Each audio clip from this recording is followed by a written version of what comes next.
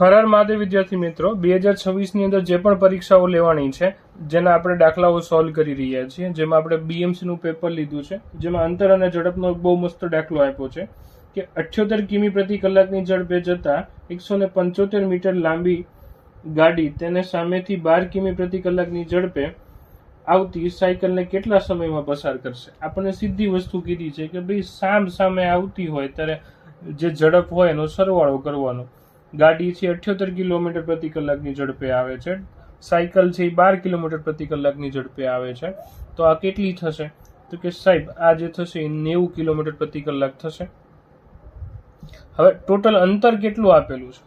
તો આપણને 175 મીટરમાં અંતર આપેલું છે અને આ ઝડપ જે આપી છે એ આપણને કિલોમીટર પ્રતિ કલાકમાં આપી છે, તો એને મીટર પ્રતિ સેકન્ડમાં ફેરવા માટે 5/18 સાથે ગુણાકાર કરશું.